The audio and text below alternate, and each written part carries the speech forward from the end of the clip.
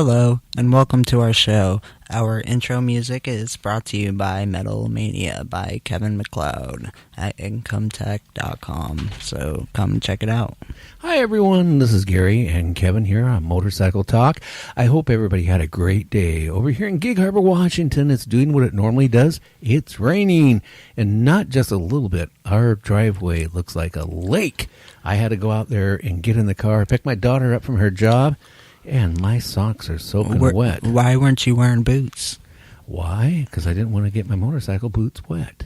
But don't you normally have extra pair of boots? I don't know. Yeah, but I didn't feel like wearing them and putting them on. I've been working. I tell you what I've been doing all day, Kevin. Have you noticed the new control desk over there where you're at? I do see that. I do a lot of researching over here as well. Yeah, I yanked out all the other two computers, put the computers back in, but I put a new control desk in there. Rerouted all the wires to the mixer, put a different microphone on where you're going to be talking on, and just changed everything up over there, and it looks neater and it's cooler. And that way, if we ever have a guest inside the studio, it won't look tacky. So that's where all my money, Mom keeps going, where's all the money going? And I go, hey, I have to look cool and awesome, you know? Well, I also heard in the near future that we might be moving the studio to another place. Yeah, we're going to be moving it into a building I bought, and that's where we're going to be going. So, we can be going out that place too. But no, I bought a building, and our studio is going to be going into that building in probably about end of June, July, somewhere like that. So anyway, we'll just have to get everything set up and. Yeah, then that's going to be all the fun of rerunning the wires again and running all the control panel and trying to figure out where that wire goes. So much wire, and I'm colorblind, and I have electronic background, and it makes it so hard. You have to label each wire. And when it's just us two, we're right now focusing on getting as much listeners as possible, and that's what we're focusing on. We're trying to make everybody happy. We're trying to improve every day with our podcasting and our broadcasting. So if there's any tips that you guys have, feel free to let us know. Shoot us a message, leave us a comment, and we really appreciate it. We really want to get this going, and we really want to see how far it will go. Oh yeah. And we're also streaming live as about 1 minute ago on Facebook. So, if you see us on Facebook and you can't really hear both of us really good, you can certainly go on. Why don't you tell them about some of the apps we're on? Oh, yeah. Yeah. Recently, we just got on iTunes and we just got on iHeartRadio. Definitely, if you have those apps on your phone, come check it out. It's called Night Dreams /Motorcycle Talk. Just search it in the podcast and just come and listen to us. Yeah, and we have all of our episodes on there. They're free, and yeah, enjoy. Oh yeah, and we're on TuneIn. We're virtually on every app now. That if you go out searching, just for a lot of work, a lot of work that was put in getting into those apps, trying to figure out. Okay, what is all these feeds?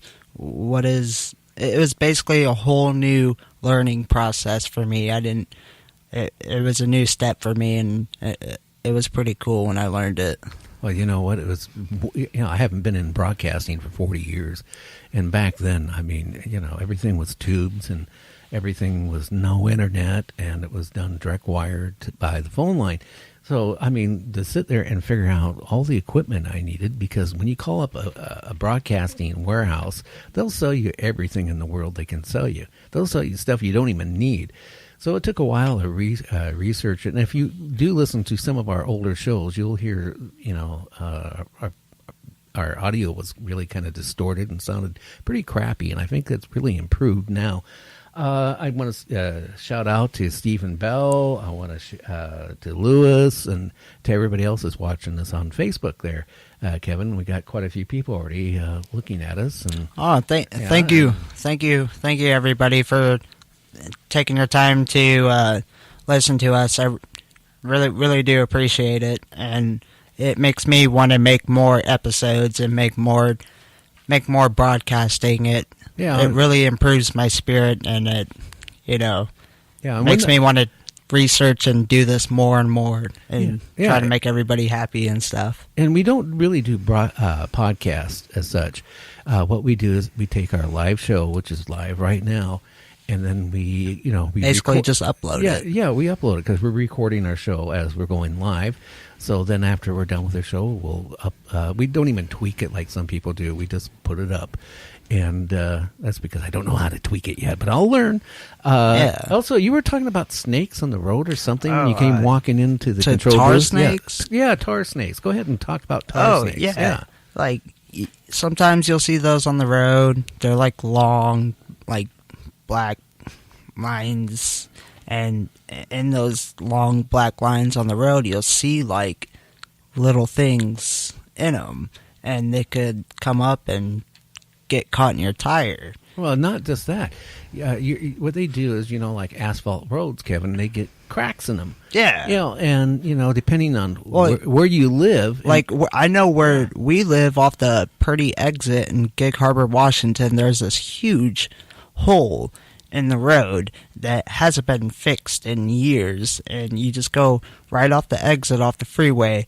And every time, if you don't miss it and you hit it, you either gonna fall forward, or you're gonna fall forward, or you're basically just gonna do a bunny hop. Well, that's no fun on a big bike. Yeah, I'm waiting. Honestly, I called up, the county 2 years ago, and they actually came out and fixed it.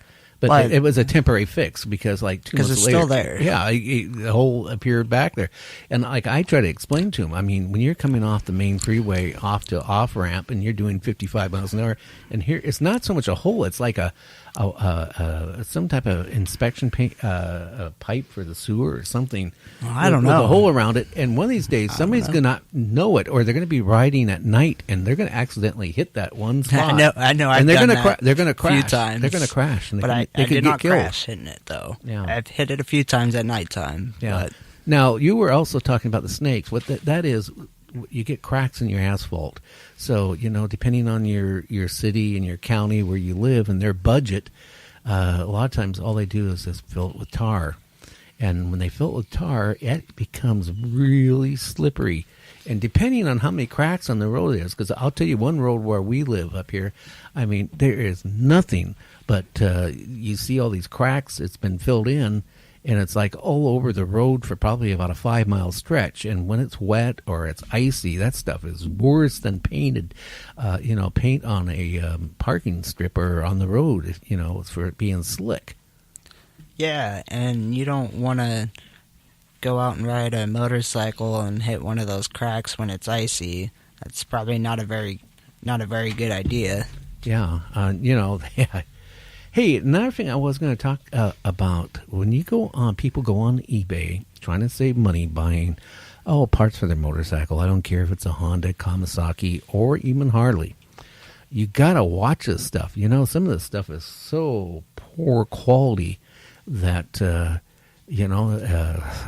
either it's unsafe on some of the stuff, and if it isn't unsafe, if the stuff don't fit, or it just simply doesn't last. And I can honestly say that because, I'd gone on there before myself on eBay, and I started looking, and Amazon, and started looking for stuff, and like a stator. I needed a stator one time, and, I bought it off of Amazon. And it was like $80, $90 cheaper than, my brain should have said, hey, something's wrong with that cheap. And, when you put something like that in there, you don't even know how long it's going to last or even if it's going to work. So if you tear part of your thing apart and put a stator in it to find out, hey, a month later it's crapped out, look how much work you put in and how much money, and then you have to go out and buy a real one. Right. But that's the gamble that's the gamble that you take. And you got to know if it's worth it or it's not worth it. Is it worth saving $50, or are you gonna, pay that extra $50 and not pinch pennies? Oh yeah. So, hey, also on Facebook, we got a couple groups. We got Motorcycle Talk is one group. If you want to go on there and check it out, that's one. Then, if you ride a street glide or a road glide, I have a street glide, road glide group. You can certainly look at my information about myself, and you can just go on there and click on it. And if you're a motorcyclist, there's a group called Puget Sound Motorcycles. You can certainly take a look and join that one as well. It also has links to some of our apps. I have to put all of our apps on there, all of our links. Yeah. Hey Kevin, when are you going to get your Harley fixed? I hate to say it, my poor kid rode his Harley with no rear brakes without realizing it. And the time he did find out, it was down to the riding on the piston onto the... Hey, you got to watch out for that. Yeah. So you had to buy... What all did you have to buy to get that fixed? And when are you going to get it repaired? Well, I had to get a rotor and a brake caliper, and I got to go get that. I got to go get that repaired soon. Yeah, I would, because one of these days you're going to put your rear brake on and forget about it. That piston is going to hit that rotor. Well, I trained myself not to touch my back brakes until, I actually get it done. So yeah. I know I have to put front brakes on. I don't need it, but I might as well do it since I'm doing the back brakes. That way they both go out at the same time next time. Well, no, that doesn't work that way, because what happens is most people use their front brakes more than their rear. Now, if you naturally, then your front brakes are usually, that's what I can't understand. Your back brakes should have lasted longer than your front brakes. I'm in a bad habit myself. It all depends how you brake. It's just really, people say that the braking power comes from the 80% from your front, but it's just really how you ride and how you brake and how you time it. Yeah. Honestly. Now, you still are using your feet to slow down yet? When it's super rainy out and slippery, I will put my foot down a little bit just to catch my bike, just in case. Okay, I thought you were still doing what you used to do with the scooter. You put your feet down there. Oh, that was the push scooter when you were 8 years old. I am so sorry, Kevin. Oh, the push scooter? Yeah, that was a bad joke. That seems...